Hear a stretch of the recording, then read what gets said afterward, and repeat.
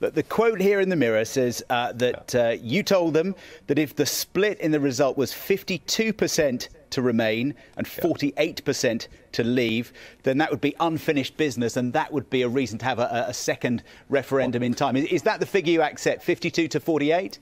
Before there was any second British referendum, there will be referendums on EU membership in Denmark and possibly in France as well. So if Britain doesn't leave the European Union, it's possible that somebody else will do it before us. Don't underestimate, right across the whole of the European continent, people increasingly are saying this European project does not work. I know you want to talk about other things, and you say you just mentioned this in an interview. Yeah. But the fact is that this sort of headline does make people think, doesn't it? And if somebody's sitting at home this morning, they haven't decided how they're voting, and they think, well, I might vote to leave, I might vote to stay. The fact that you're even talking about the possibility of a follow-up second referendum might persuade them to vote to stay in because they think they'll get a second chance. Your Brexit colleagues are not going to be very happy with you for at least mentioning this and putting it on the agenda, are they?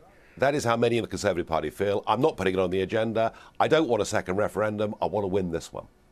Several bad puns later. Actually changing on this. Go on.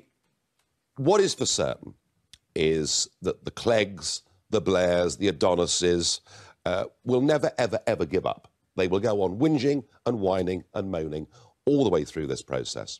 So maybe, just maybe, I'm reaching the point of thinking that we should have a second referendum on what? On EU membership. The whole thing? Yes, of course, of course.